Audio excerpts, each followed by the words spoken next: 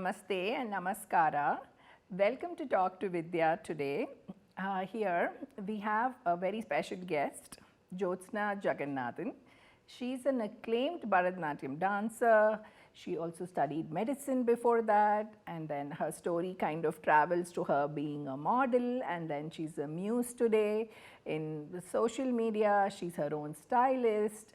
So this woman has so many passions, and she's traveled so many continents, and her career is so multi-spanning. And what one realizes is she has the power to reinvent herself. So before we start the podcast, I want to give you guys a small intro about what we do. So as you know, as the name itself says, Talk to Vidya means coming and having a chat with me, and we here welcome anyone who has a story to tell, anyone who has a path that's not been taken before, or something that is unique and you want to share it with the world. We are here to tell your story, help you tell your story to everyone, especially our viewers who have subscribed. And that reminds me, please subscribe to our YouTube channel, Talk to Vidya. And okay, let's go to the title of this episode, okay? So it's called Grit, Grace and the Spotlight. So what do you mean by that? Grace, we all know what it is, to kind of conduct yourself well. And the spotlight is, say you're a model or you're a Bharatanatyam dancer like our guest today. But grit, right? I really love this word. I think Kannadali, you say dhairya, or the other one is, what is the other one? Sahani, which my team is helping me understand is the same meaning as grit. So, sahane and dhairya means the same thing as grit. So basically it is being relentless and not stopping. You go after what you want despite all the challenges you have and come out successful. So anybody who thinks that you have a similar story, please do get in touch with us. Thank you and welcome, Jyotsna. Thank you so much, Vidya, for having me, and I'm very excited for us to have this conversation. It's lovely to see you. You look beautiful as usual. Thank you. So Jyotsna, you grew up in Africa, yeah, right? And how did that end up shaping your view of the world and all your later passions? I'm very curious. Yeah. So yes, we did grow up in Africa, and I went there when I was around 2. And it was a fabulous time to be there. We lived in a town called Dodoma, and the nearest home to ours was almost 25 kilometers. Okay. We didn't have electricity past 10 p.m. And the market that cut meat also cut our hair. What? Yeah, and our ration would come once in 6 months on a ship, which my father would have to go to the nearest port to pick up. So rice and staples like wheat were all rationed out for us over 6 months. And I went to a missionary school, and we had school from 7 in the morning till 10 a.m. And then my brother and I would come home at 10, and we'd have the entire day to ourselves. So, I mean, I think that those years really shaped me in ways that, I realize today. So, this is an extraordinary story that I can't get past the hair cutting, but it was amazing. I mean, the resources one grows up with, and yes. then, yeah. Yeah. So you were in India until how? I was about 2, and then we moved to Tanzania. Why did Dodoma. you So my dad was studying at XLRI. He was doing his management, and I think they were recruiting for Pepsi. Oh, okay. So Pepsi was beginning their first Pepsi plant in Africa. So my dad went as a manager. Oh, excellent. Yeah. So now you said you had, with your brother, had a lot of time. Even the whole family has to adjust to this, everyone having time, yes, right? Yes. Like when I remember when my kids were young, I wasn't, I'll be like, how many holidays do you guys have in a year, right? Correct. Because it requires you to change your schedule and kind of replan everything for the day and daycare and everything. So how did your parents and what did you both do? I think for my brother and I, every day was a new experience, a new adventure. And we were very creative. Every day we would come up with stories and things that we wanted to do. So one day we would be astronauts, and different parts of our farm would be different planets. One day we would take all the Pepsi cartons that we would have tons of and, build structures. One day we would make them seats of an aeroplane. But I mean, those stories were real. They were detailed. Our props were things, vegetables and fruits and anything we could find on our farm, but they were detailed. And I think we really just had this, expanse of time and this empty canvas that we could do anything. And now when I look at my life, I feel like a lot of the things I do are play. For me, everything I think of is a new experience, a new day, a new game, a new way to play, a new way to create. So I think that those years really shaped me. That's amazing. Like you say, right? A blank sheet is you can only build. Yeah. And it was really the canvas of time and minimal resources. And even now, friends of mine always make fun of me because they say, why can't you take a sari and make a costume out of it? I can never do that. I will take one sari and take a part of the sari and make the pallu, like the pleats out of it. And then I'll take another sari and make the blouse out of it. For me, it's like I love to put things together versus being handed one thing. Yeah. And I think it's just, it's so intrinsic to the way I think. Like I can't take something as it is. I need to deconstruct or make things from things. I think the crafting comes from all those, bits and pieces you took from things. And then and it's just the mindset. It's so much more special, right? Yeah. Than just turning something into completely something else. Yeah, and that comes to me much more naturally. Yeah. I struggle to be given things. I like to make things from what there is. So as a person, right, how did this multiple creation, this time and unconventional way of growing up, how did this change you? How did it mold you? I think as a person, I have very low expectations. And I think that's probably why I'm content and I'm happy with a lot of things. When I go to restaurants, I don't need the food to be of a certain quality. I don't need my hotel room to have certain amenities. Even with, tailoring blouses, everyone's like, is their fit really good? I'm like, I don't know, it's okay. It's just a blouse. It's good, it's a blouse, and I'm happy with it. So I feel like just not having those many options or having resources growing up makes it very easy for me because I'm happy. I don't have such high expectations of things. I don't have such high expectations of people, of situations. And even in my life, I don't think I have very high expectations of it. What I do, I enjoy. I have a great time. I'm learning, I'm curious, but they're not like expectations as such. So as two little kids whose personalities were developing and you both had an unconventional kind of upbringing, very positive but unconventional, right? We were all very sheltered and we had what do I say, it was like a template, Groundhog Day, every day would be the same, pretty much for kids, right? So for you it's adventure, it's play. Yes, and we didn't have any kind of structure. There was no, after school activities in the class, under class pono, part class pono, dance class pono. There was none of that, no extracurricular activities, no homework. So after 10 a.m. we really were completely on our own. And of course we had little chores around the house. Our everyday role was to pick vegetables for that day's dinner. And other than that, I don't remember us having any kind of rigid schedule. Not at all. We had to wake up in the morning because we had to be at school around 7. But other than that, it was a very free-flowing, freestyle kind of life. Oh, nice.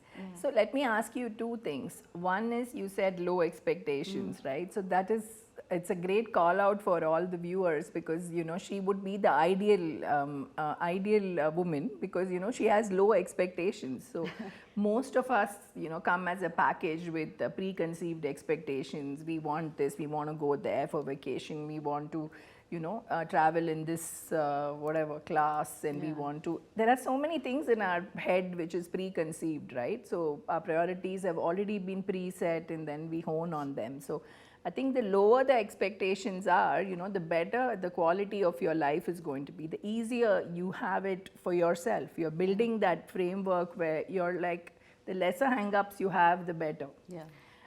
So I think you understand. The other thing I wanted to ask is about not having this schedule. So in the future, even now, right? You're in a very much a regular suburb, beautiful suburb, right, in Bengaluru. So is it difficult to have a regimented life? I think it is. It honestly is, and that's why I struggle so much with consistency.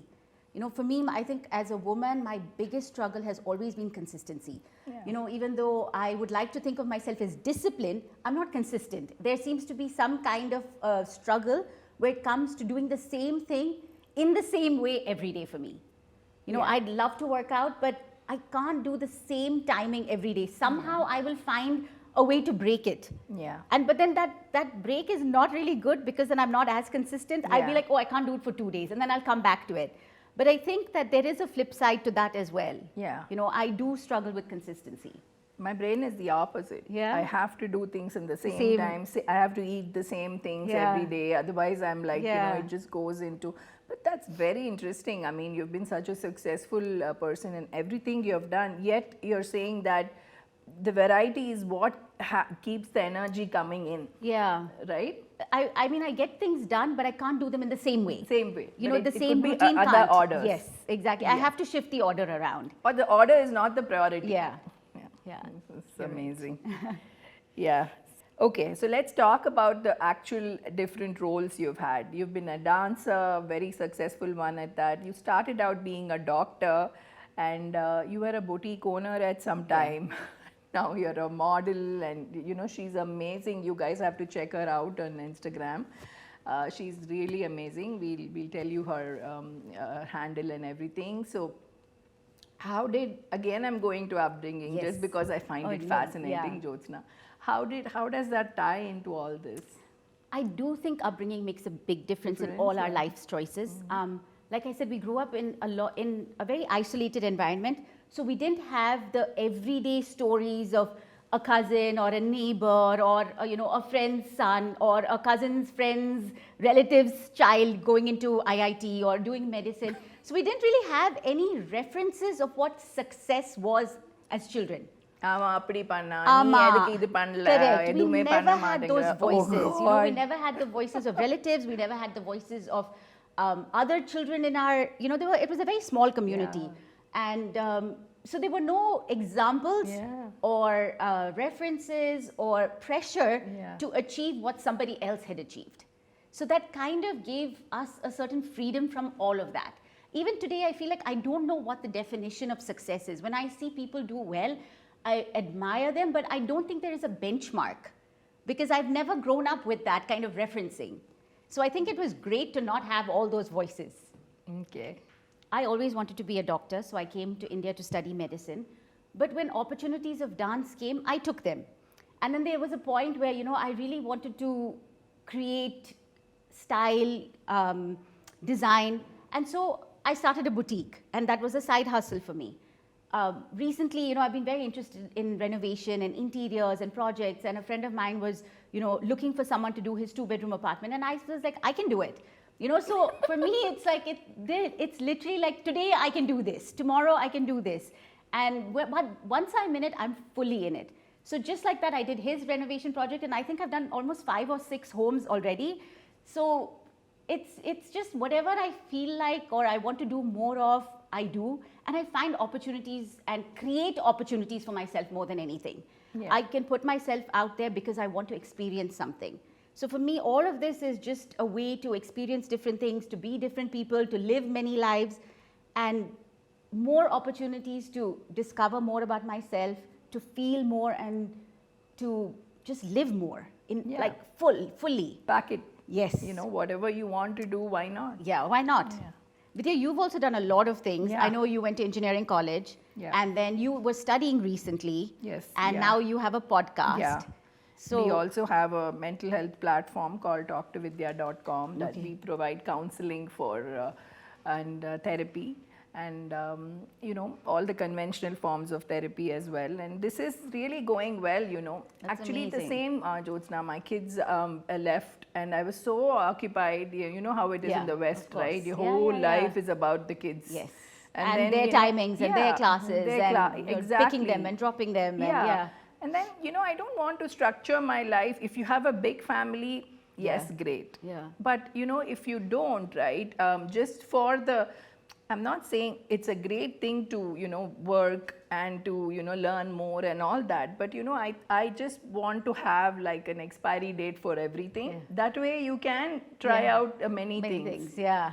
Yeah. So when I came back, and this is the time when I feel after you believe me, people say, oh, this empty nesting is not such a big deal, but it is. Yeah. It is a big deal. Yeah. Because, so many years you've been with these two, your whole, in my case, Yeah. two, and you've kind of built your life around their schedules and everything, and suddenly, like, all you get is Thanksgiving and 2-3 times, and Yeah. honestly, I don't want to wait around for that. Yeah. I want to build, I want a big life. Yeah. You And I know? think also the 40s, like, I feel like for me, it kind of gives you a sense of self. Yes. And you're not really trying to please anyone, you're not really trying to tick off any boxes. It really is about what you would like to do. And I think we also become aware of the fact that the good years are limited.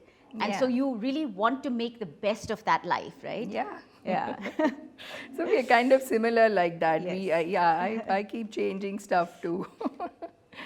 Let's talk about dance. Yes. Okay, it's so much who you are, So you found Bharatanatyam later than most people. Yeah. Most of the kids in, I studied dance for a lot of years too. I mean, I went to dance school in part of Kalakshetra in Chennai. So we all had like a pattern. Post school, we would go, and we started when I was in second or first grade, right? And did my arangetram when I was 14. Yeah. So we all had a pattern. Correct. So many years you have to study. Yes. We were looking forward to that journey. But you have, found it much later than life, and you did arangetram much quicker than most Yeah. people. Yeah. And then you somehow followed it in adulthood almost until recently, Yeah. you said to Yeah. me, right? Yeah. We'll get to that later. Yeah, sure. So, what was your experience with dance itself? How did it enter your life? Yeah. I would love to know that. And tell me more about how it has shifted your perspective about life. And any cultural thing when you embrace it as yourself, right? Yeah. It Yeah. kind of changes you. Yeah. So, your journey to dance basically, and I would really love to know how you've grown up with it. Okay. So for me, I feel like the course of dance in my life is still something I'm trying to understand, because there have been so many things that I never imagined, I never planned for, I never anticipated, but it's just been one thing after the other. It's almost as if things have aligned so that I can dance. And Okay. I'll start with the very beginning. Vidya, you know me as an NRI kid who would come to India every vacation, and I wasn't culturally inclined at all. I wasn't that NRI kid that was in a bit of a time warp, who'd come to India and want to wear the jasmine flowers. I know I'm using stereotypes, but I wasn't that Yeah. kid at all. I would come to India and I would want to watch TV, because we didn't have TV until I Yeah. was 16. So I'd sit in front of the television box. I would want You're to very go. Western. Yeah, I was when we very, met you, yes. yeah. I would want to go to the malls and I would want to eat pizza at Hot Breads. So that was like my goal with India. In Chennai, And yeah. in coming to Chennai. And in Kenya, we moved to Kenya later, and there was a dance performance by a group from Bangalore, and I was a 16-year-old kid. I remember that evening very well, because I refused to wear Indian clothes. And I told my parents that I would not come to that performance if I had to wear anything Indian. And so I went. They were like, okay, fine, just come watch it. But I remember being so moved. In a way, I don't understand myself. I didn't understand the language. I knew a bit of the stories, and I didn't understand the nuances of Bharatanatyam to be able to follow what they were doing. But I was crying. And I mean, I've never felt that way. There's nothing, I think, that moves me the way Indian classical art does. And I think that for me was something. Like, I was like, what is it about this that makes me feel this way? I still don't know the answer to that. But it's weird, because a month after that performance, the same teacher moved to Nairobi because her husband got a job. I mean, who would have ever thought, right? Like, I see this God. performance, I'm so It's like moved. And a month later, she's there. Destiny in big Yes, letters. exactly. And I mean, and I jumped at it. I never thought for a moment, oh, I'm 17. Why should I learn now? None of it. The next day, I was at her doorstep saying, I want to learn dance from you. And that's how it started. So I spent 2 years with her, one-on-one, and I think it was like 3 to 4 hours of the day. And more than dance, she talked to me about India. She talked to me about culture. She talked to me about the heritage, the history, the different handicrafts of India. And, it was almost as if, like, I fell in love with something that I didn't know about. I hadn't seen this side of India. Unak FOMO andutta. Amma, like I told my parents, I want to go to India. That's where I'm living. I'm moving to India. And because absolutely, I had because decided, that's very culturally Chennai and and Yeah. South India, right? Correct. But it wasn't the world I had seen when I'd come to India. Correct. And I think for me, I was so impressed with her. She was beautiful, she was strong, she was confident, the way she dressed, the way she carried herself. It was somebody who I just was like, I'd never seen a woman like this before. And I, like everything she said had such an impression on me. And I was this kid who was going to go to America to study medicine, and I was like, I need to go to India to study medicine. And not to be a dancer. It was only to be in India because I wanted to be in that environment. I wanted to see the people she had spoken about, see the places she had spoken about. And it was just that for me. So I came to India for medicine, not for dance, but to be in India and to be closer to dance. And wow. So that was the first time I think that like things happened where I completely took a turn. So this was just an attempt to come to India because you had met this teacher and you want to know what have you missed all these years, but you came to do your medicine. I came to do medicine in India. And of course, that was a big culture shock for me. I grew up outside of India and coming to medical college in India and that's 25 years ago I'm talking about, where you have to dress a certain way. Boys and girls sit on two sides of the class. And I was like, what is going on here? And you have to stand up when your professors come, and there's just such a hierarchy that I was never used to. You have to wear the dupatta Yes, and and you have to engineering wear and medical college in certain way, pin it. And the coat on top of it. God. Yeah, there were so many rules, and I didn't grow up like that. So that itself for me was, very difficult to adjust to in the first 1 year. Yeah. But the second year of medical college is a little more relaxed. It's a 1.5 year Like the syllabus course. and all that. Yeah, the syllabus, the subjects. So I would come home for the weekends, and my niece was learning dance with Jyotsna Subramaniam, who is my second teacher. And so I would go drop my niece and pick her up. And then, I was like, wait, I should also just dance with her. So I joined the class with my niece. Yeah. And for me, it wasn't like, oh, but I've done my Arangetram, but I'm doing the steps. I never thought of it. I was like, okay, she's going, I'm going to pick her and drop her. I'll also dance in the class. So it started like that. But again, as destiny would have other plans, Jayanti auntie had a performance for which she needed a dancer. And she asked me, would you be willing to replace this dancer? And I was like, yeah, sure, why not? I did not think about it. I did not know what I was getting myself into. I did not know that I would be watched by people in Chennai. Like, Chennai now makes me nervous, but at that time I didn't know what any of it was. What you don't know doesn't bother you. I know, ignorance is bliss. And so I jumped at that opportunity, and I was on stage 2 weeks later, opening her act. Oh my God. And what an opportunity. I know, it was a great opportunity, and I enjoyed it so much. I worked for it and worked at it. But it was Jayanti auntie who then asked me, why don't you think about performing as a soloist? And I was like, oh, what does that even mean? I didn't know what that meant. I had never heard of stories of dancers. And, for me, dancers were from another world. Everybody couldn't become a dancer, or everybody couldn't perform after their Arangetram. So it was a surprise for me to enter that world. It was very different, but I enjoyed it. I loved dancing. So I was happy to dance. And that's how I started performing. Nice. Yeah. It's really like it's circling back to where your calling, right? Yeah. I have a question. So while you were doing all this, your parents were still in Yeah, my parents were Africa. still in Africa. Okay. Yeah. So they didn't have this is just you're doing your medicine and doing this. So there wasn't any discussion about this. I think my dad was like, nee, ellathiyum pass aano avladhaan. Like he was very particular that I do well at academics. medicine, He was particular about that. But I think it was also, for them like, oh, our daughter's dancing, and it was something like to look forward. to. Yeah, and it wasn't something that anybody else had done. Anybody we knew had done. So it was something that they were happy about. Okay. Jyotsna, now that you were dancing professionally in Chennai, right? Yeah. Did you feel any kind of disadvantage, or were you trying to catch up to these let's call them hardcore, you know, Chennai dancers who've been learning for years, performing for years. They're almost like, you know, literally like, I mean, you know, groups of people, right? So how was it for you? In the beginning, I think I was completely oblivious to any of it. I was just dancing. I did not know what the scene was. I did not know who the best dancers were. No, I didn't know any of it. And I was just so happy to dance.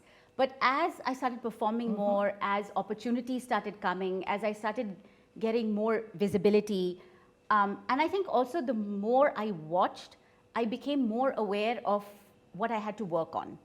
But in the beginning, it was a very happy time, and I was very excited to work on those things and stuff. But I think later I became aware of the fact that a life or a childhood lived in arts, with music, with literature, with history, that's intangible learning. And you know, I tried very hard for many years of my life to catch up, because I thought I could.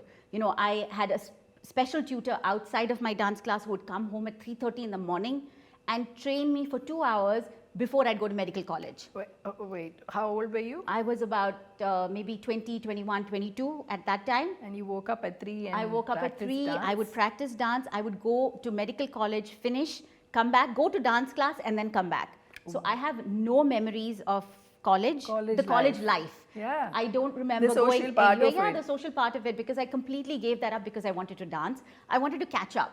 You know, I wanted to build my stamina, build my form, build my repertoire. But I think I've understood that you can't catch up. What a childhood with this gives you is intangible. And I think I've made peace with that now. I think for many years of my life, I constantly felt like I was never enough, because I was so aware of the fact that I didn't have all those things growing up. But I've worked on it, and I think now I feel like I can accept that the cards given to me were different, but sometimes I wish I was dealt those cards. But now I think I've made peace with the fact that all of us are dealt with different cards, and it's what we make of those cards at the end of the day that matters the most. Yeah. Yeah. I mean, like, even though you have this feeling that you may have been an outsider in the initial years, right? You kind of fit right in. At the end of the day, you are. No, you but did I still, at some deep inside, feel like an outsider. அது உனக்கு தான். ஆமா, அது கண்டிப்பா எனக்கு தான். Because it's your perception of how it's just mirroring back to you. I know, and I think it's also real. Yeah, but I also think it's a certain ability to be aware, you know, and not like, I think that's like, I'm not defensive about it. I accept it. Yeah. I know it and I accept it, and I don't want to make excuses for it. Yeah. Yeah, true. So, as a mother and as a performer, like everybody else in creative field, how has this shaped your emotional life in dance? I think having children has probably been one of the best decisions of my life as a dancer. I think there are so many things that we have to navigate: the rejection, the failures, the hardships, the lows, you know. And I think that having children has grounded me. The lows are never that low because of the children, because I have this safe space, I have this unconditional love, I mean, even for me, the capacity to feel love this way, it's amazing. It's so beautiful, because I don't think I would have ever felt this for anything or anyone in my life. So I think that having children has been a great decision. Of course, I would make the decision again, but I think I would do it differently, because when you're young and, you know, you have the children, there's still this pressure to kind of bounce back, you know. And I think more so for me, because I already was so aware of the years I had lost, I didn't want to lose more time. I think I was naive in that sense. So when Ariman was 6 months, I was back to my original size, form, and performing as much. But I think that, like, I mean, even thinking about it now, I feel so uncomfortable, because I feel like I lived with a constant anxiety. And it wasn't guilt. I was never guilty about dancing or guilty about being a mom, but I just felt like I was never fully present. Like, when I was dancing, I would be like, oh, but maybe I should be with him.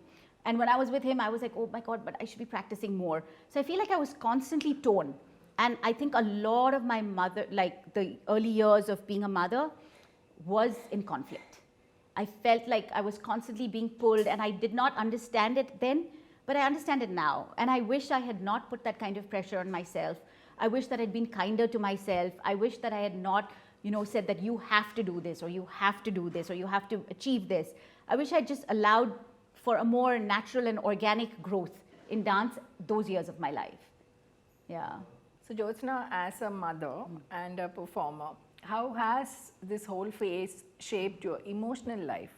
Yeah, I think having children has probably been one of the best decisions for me as a dancer. I'm so grateful I made the decision, even though it was a tough one. In fact, when I got pregnant with my second one, my mother was like, "Ippo edukku innoru kozhandai nee dance aadano." It was one of those. I did not have the support of my mom at all when I had my second one. She was like, "Oh my God, you want to be a dancer? You shouldn't have had the first child, and now why have you had a second one?" But I really think it was one of the best decisions for me as a dancer. Because I think, one, it's a lonely journey to be a dancer when you're in your studio creating on your own. It does get very lonely. Yeah. And I think even post-performance, the crash is real. There's a high and then there's a crash after every performance. There's a low when you're all alone, and the momentum of that, preparing for the performance, the crescendo of the performance, and then you hit, like it just comes crashing down, So I think for me, in those moments, I've had the children. I've had the children who are anchors for me. They've given me support. They've given me love. It's been unconditional and so immense that I've never been able to stay in the lows. I have to snap out of the lows. And not because I have to, but because I would like to. I would like to be in a different environment and be present. For the kids, and, right? Yeah, and also like to experience them and the joy that they bring. So I think it's been one of the best decisions as a dancer. But I do feel like if I could go back and change things, I would. The way I did it would be different now. How? I think I rushed. I was hustling, and I thought that there were certain timelines I had to stick to. And honestly, I don't think we need timelines in life. I think that everything can have an organic flow. Things can happen and fall into place. But at that time, I think I was too naive to know that, or I was too ambitious, or I think also the pressure of the fact that I had already lost so much time in my childhood. I wanted to make up for I didn't want to lose more time. I wanted to come back to dancing, and I did within 6 months, But when I think of that phase of my life, I feel a certain discomfort, because I was so anxious all the time. When I was with my kid, I was anxious because I wasn't practicing. When I was practicing, I was anxious because I wasn't with my kid. So I think a lot of those years was spent in anxiety, conflict, and just not being fully present to both, So I feel like I would have done that differently. I would have taken my time. I would have not tried to lose the weight in these many months, and I would have not been on those crazy diets, and I wouldn't have done any of it. Yeah. I wish I had that kind of, the wisdom and the kindness I have to myself today. Yeah. I wish I had it then. Yeah, it's hard to, you had your first one in your 20s. 20s, yeah. It is hard to have it in 20s. We have all been there. So so this is a good mental health call out again, because even I had to go after my older one. I went back in 12 weeks is how much you get, like whatever, paid off or whatever, or 8 weeks you get paid off, and then you can take, and then you go back. But I had great managers, and I had remote working even back then. I'm talking 20 plus years, but I think this is a call out that it can happen in corporate, it can happen to a dancer, it can happen to a fitness trainer, it can happen to anybody. They force their bodies and their minds to get, go back to where it was, but you've actually released a whole human being out, right? It's not like something else.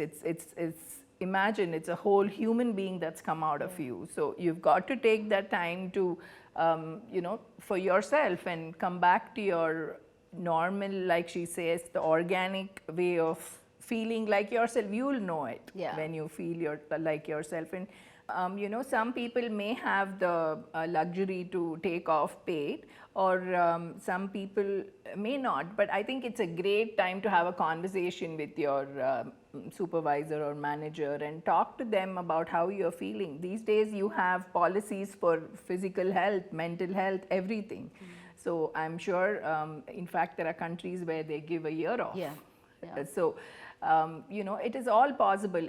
You just have to ask, how would you know otherwise, right? And I think that time is very important to slow down a little bit. Yes, yeah. You know, I think we're changing as people.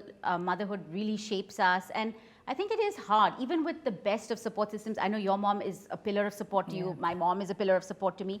But even with all that support, there's a certain amount of time we need possibly to kind of, you know, navigate and negotiate the changes that we feel.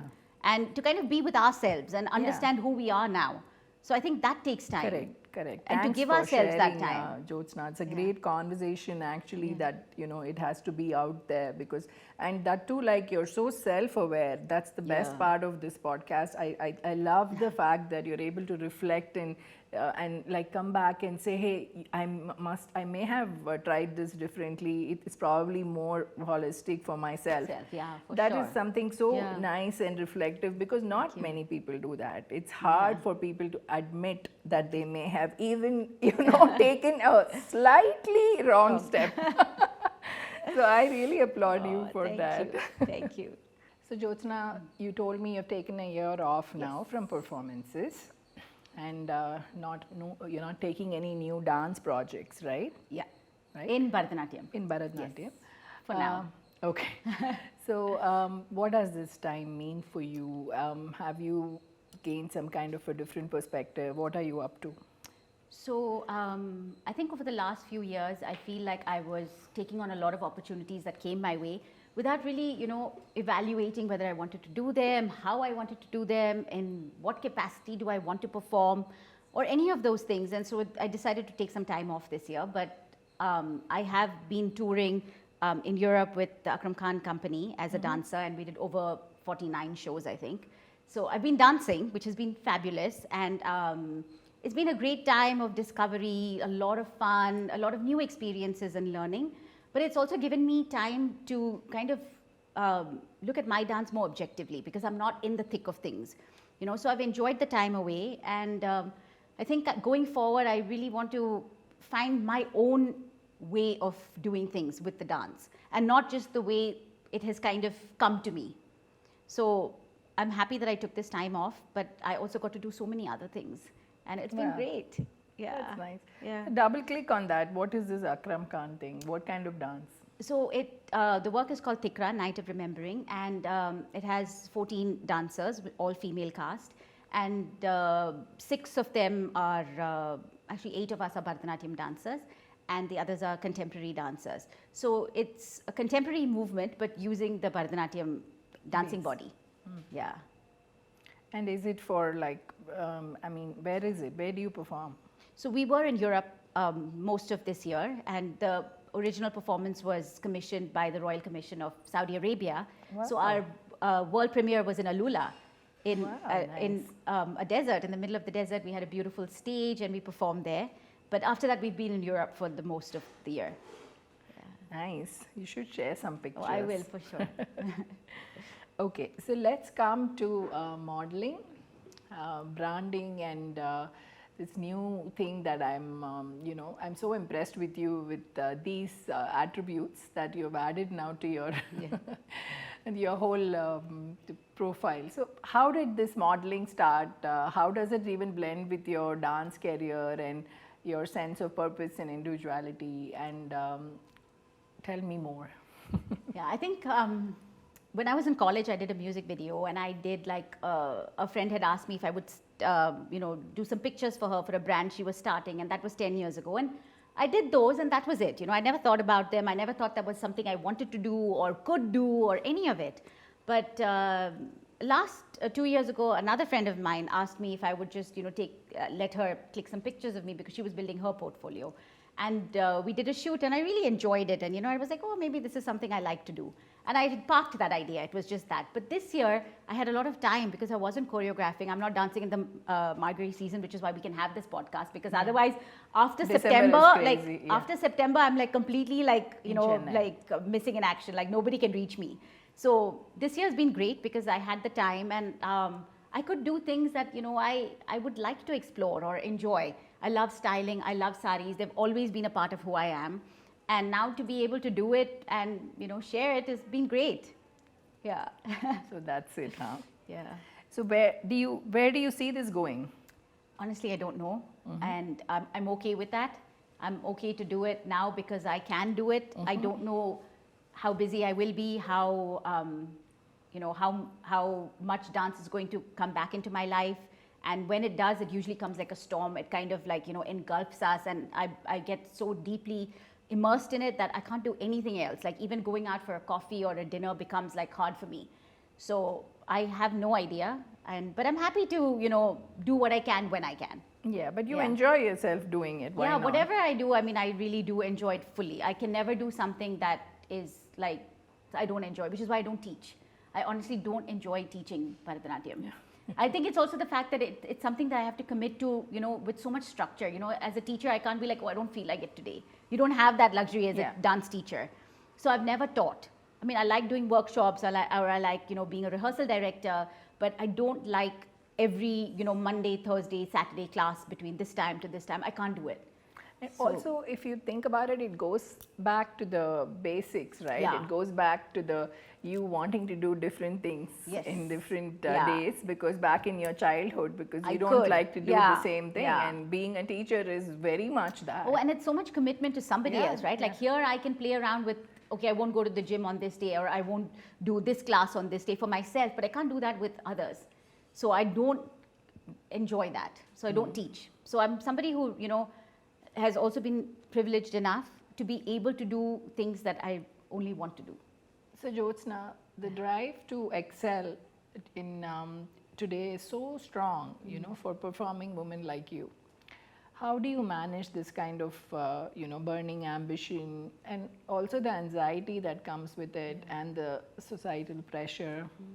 How do you do that? Vidya, I think the struggle is real for women across generations. I think in the times we live in today, there is the notion that we can have it all, and I know we can, but but that also comes with that amount of anxiety and that amount of stress and that amount of constant navigation. My mom always tells me that, I parented on intuition. She keeps bringing this back to me, and you parent on intelligence. If I felt like shouting, I would shout. If I felt like slapping you, I would slap you. But here, before shouting or before slapping, or I mean, whatever it is, you are evaluating what the consequence of your action will be. So you make it that much harder for yourself. Complex. And I think that, I've also come to realize that no matter what, the trauma that we have from our parents exists, and the trauma that we're going to give our children will also exist. But yeah, we parent with mindfulness, right? And they parented with intuition. So it's much harder to parent with mindfulness. And I think also, like, having a career, having a social life, wanting to be fit, wanting to eat the right food, everything, all of it is work. All of it is constant work. And it never gets easier. So I think that for all of us, the struggle is real. But what I have maybe learned in my 40s is that there are different times in my life where I need to give my dance more. There are times where I need to give my children more. There are times where I need to give my friends more. I need to give my parents more. And I can't have them all at the same level. I think that the calibration of each of those is constantly changing. And I think it took me some time to accept that, because I always felt like I wasn't good enough if they were not all at optimum. Now I've realized that it's okay for something to be a little lower in my own kind of gauge. In your own ranking. Yeah, in my own ranking, it's okay if my house is not spick and span at a certain phase in my life, or if I'm not able to go to a PTM at a certain phase in my life, or I'm not able to practice at a certain phase of my life. I feel like I've kind of allowed myself that kindness now. But there was a time where I was, wanting everything to be at 85% plus. And that's very hard for us, right? Yeah. I'm sure you also have been through that, being the person you are. You do so many things, you look great. So all of it comes with work. Yeah, nothing right? is. Nothing is just. Yeah. You tell your kids the same thing, right? Yeah. Nothing comes like everything, there is pain. Even in beauty, there is pain. You have to go to the salon, there is pain, right? Like everything is just, you got to take the time and effort. Yeah, and I think it's about accepting that some things will not be at 100% all the time, or 80% also, and it's okay. Yeah. It's okay to not have it at 80%. Yeah, and I also think, excelling is also for some people, Jyotsna, it's a personality type. Yeah. For my mom, it is. Yeah. You know, she's like mid-70s, but she still really cannot deal with the fact that some things are 20%, 40%. That particular day, everything cannot be 80 and 100, you know. But I think that's also conditioning, no, Vidya? Don't you think we've all grown up with a certain conditioning? Like for me, I realized recently. I grew up with her only. Yeah. There is no conditioning here. If somebody is not like showing up that day, I'll be like, okay. But that's great that you have that mindset. I think that I've gone on my mindset, dad, I think. No, I think that's a mindset that actually, you know, is easier and more conducive It's to be also successful. like, it also is more kinder, like you said, to Yeah, to yourself. yourself, Because there are, I'm telling you, 80% of what happens to us today, we don't have control of. Yeah. There is this illusion and Maya that everything, one person will say you have to walk every day 45 minutes. The other person will say don't walk. Yeah. You only have to do strength training. And the other person will say drink water. One will say don't drink water. And then people on the treadmills are like falling off, dying. And then people who never work out are living 107. So, I mean, come on. By now, everybody should know there is a bigger universe. We are just like small little microbes somewhere, right? So, yes, we think certain things would work for us. Do the basic things. Yeah. But I don't think we have more control like that. We have to give it up. Yeah. But it's not easy. It's a personality type. I feel it's also conditioning in the sense like what you were fed as a child, what you believed in, the values you grew up with, the thoughts that people around you had. You know, my dad would never... He's a perfectionist. He's a perfectionist. And also, you know, for him... You are a perfectionist. I used to be. I feel like I'm not so much anymore because I've had This to work is not on it. being No, a I mean, I really had to like, you know, break those shackles for myself. And that was a lot of work.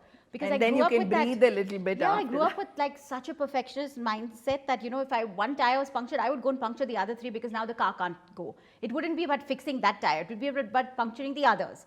Because it was like, how did that happen? So for me, it's been like a long journey and a lot of work on myself to shift into a growth mindset. You know, one day my diet would go for a toss and I would sabotage for 3 days. I'd be like, oh, anyway, I lost, you know, I've gone off this diet. Now I might as well just, you know, it wouldn't be like, let me get back on that track. And now I am able to do it much easier, but it's been a lot of work.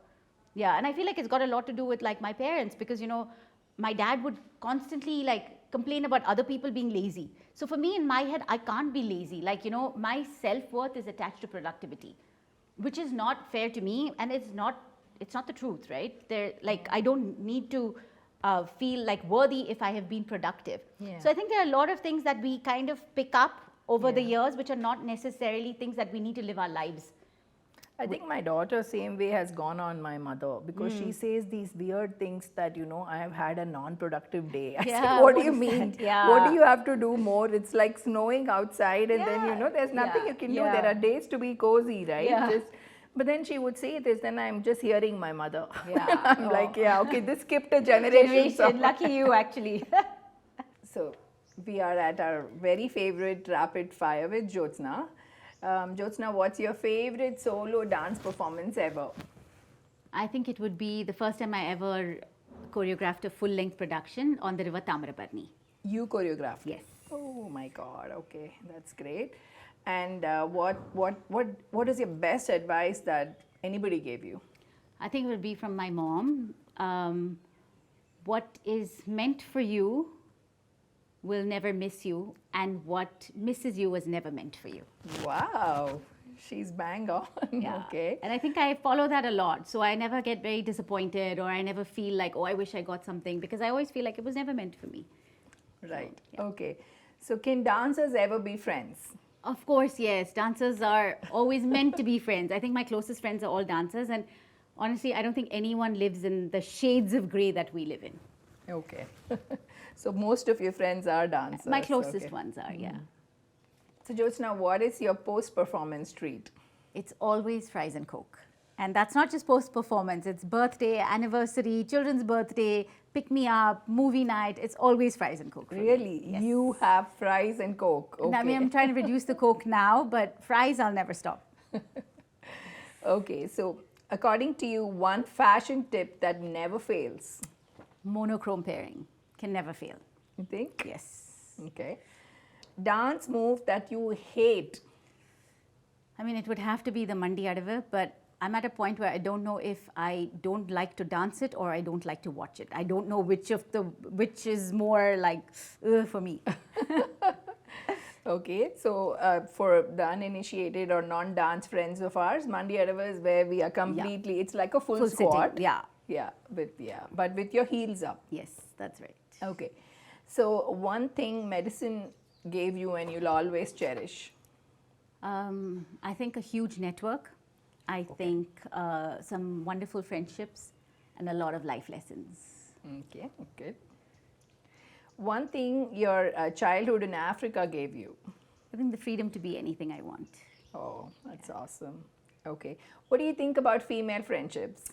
They're so underrated. I think soulmates are always found in female friendships, for me at least. And age to you is? I mean, I wouldn't say it's not a number, but I hate it when people say, what are the 40s the new 30s or the new 20s? No, the 40s are the 40s, the 20s are the 20s, and the 30s are the 30s. I don't want to be 20 anymore. I don't want to be 30 anymore. And I am so happy being in my 40s. That's a very sorted out Yes. answer. Exactly. I feel that way too because, you know, it's just a normal process. Yes. Thank you so much. Thank you, Vidya. Thank you. That was fun. Yeah, that was fun. So, Jyotsna, your story is a testament to resilience, reinvention, and daring to be honest attitude with yourself. Thank you for being so transparent and open today with us. So, to viewers and listeners, connect with Jyotsna at Jyotsna Jagannathan. It's right here. On Instagram and see what she's up to. She's doing so many interesting things. Thank you so much for joining us, and thank you, Jyotsna. Oh, thank you, Vidya. so much. It's been an absolute pleasure to be here, and I'm glad we got to chat. We've known each other like 30 years, but I don't think we've ever, had a conversation. So we had to be on a podcast to get to know each other a little better. Thank you. Thank you.